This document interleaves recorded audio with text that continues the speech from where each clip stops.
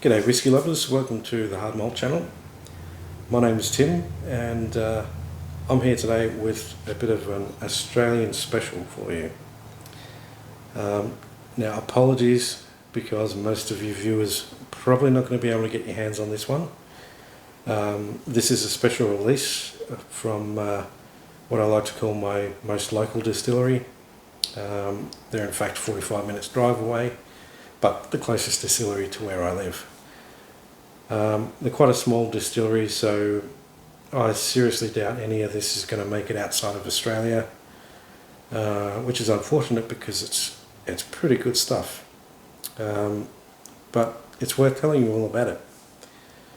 Now, I have visited this distillery a couple of years ago, I believe, and it's a small little distillery up in Kinglake, which is outside of the metropolitan area, and they pride themselves on using the traditional Scottish methods, using ex-bourbon barrels, whereas there's other distilleries around that are predominantly using wine casks, which to me is not always to my liking. So I really like what these guys are doing, using ex-bourbon barrels. They're using Australian sherry, or Apera as it's called, barrels. They sometimes use port.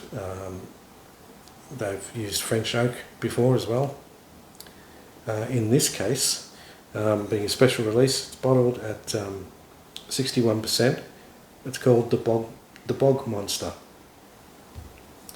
and this has been matured for 18 months in ex-bourbon Buffalo Trace barrels, then 2.5 years in ex-Lefroy barrels, and followed by another 18 months in ex-Apera barrels. So that's 3 different maturations this whisky has had. So you'd be expecting something that's got some different layers, different flavours sort of all mixed in. The other thing to note with Kinglake is that their mash bill, they use 25% imported peated malt in their mash bill. So this particular release is it's going to have hints of smoke and peat coming from 2 different angles. One coming from the 25% peated malt used in the mash bill, and the other being the 2.5 years that it's spent maturing in ex-Lefroy barrels. So it should be right up my alley. So I've just had this sitting in the glass for a little while.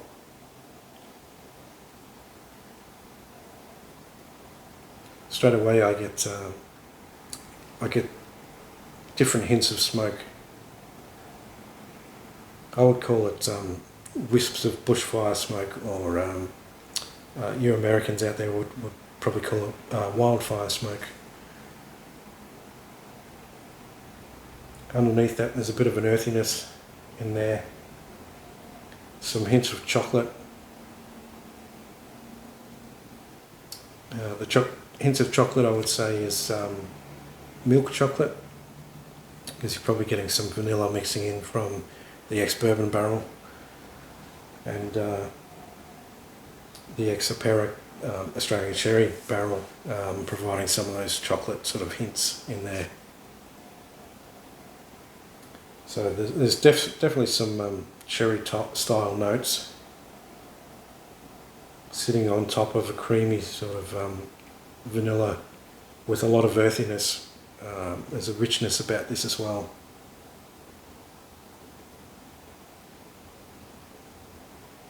And at 61%, mind you,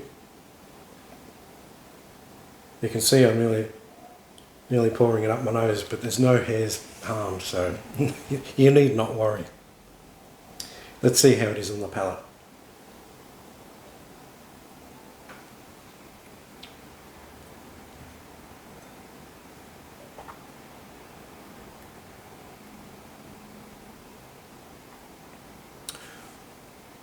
First thing that comes to mind on that finish there, the peat really comes out on the finish.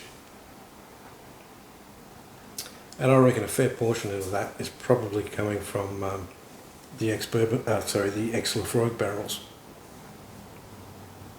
There's a real, it's a real oily sort of whisky, and that's owing to the design of the still at Kinglake, is they have very minimal reflux on the still, which means not much of the distillate will venture back down into the pot still to get redistilled.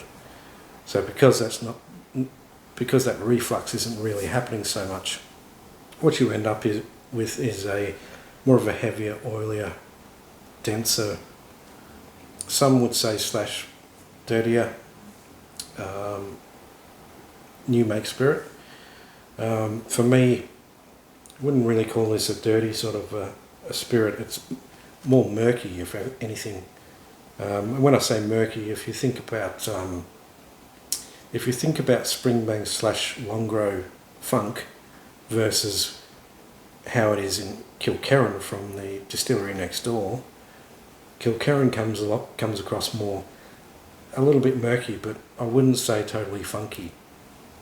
Whereas Longrow definitely comes across a bit funky, and Springbank is known to as well. So along the lines of where Kilkerran sits in the funky slash murky spectrum, if you will, I would say that Kinglake, and not just this particular release, their core release, O'Grady Stand, which is just ex-bourbon maturation, also shows a bit of a murkiness coming from the spirit. And it like I said, it's not a out and out funkiness, it's just a more of an earthy richness. And that's definitely present in this. Probably helped along by those ex-Laphroaig barrels, mind you. Have another sip.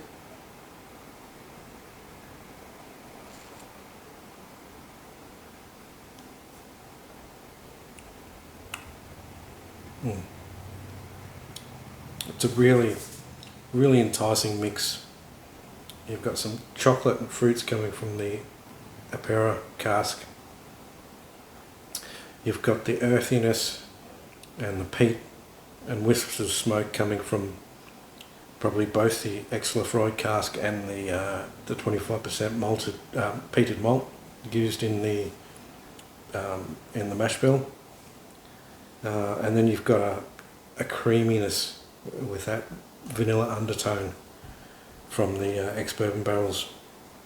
And on the nose, it's just delicious.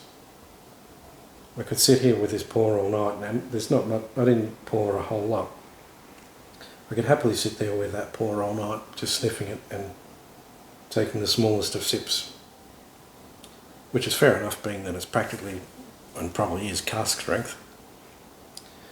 So yeah, there you have it, guys. As I said, apologies that many of you out there are probably not going to be able to get your hands on this. If anybody visiting Australia, in particular Melbourne, reach out through the comments, and I might be able to get you a bit of a sample while you're here. But yeah, it's absolutely 100% my most favourite Australian whisky that I have in the cabinet at the moment. And I've got a handful of Australian whiskies in the cabinet at the moment, but without doubt this is the favourite. So I'll be savouring this one for as long as I can, seeing as it's a sold out release, so even I can't get any more of this. Anyhow, if you'd like to see some more Australian whisky reviews in amongst all the Scotch and the Irish, give us a like, give us a comment. Yeah, hopefully you'll subscribe to the channel and look out for more of my upcoming videos and reviews. Until then, folks, cheers.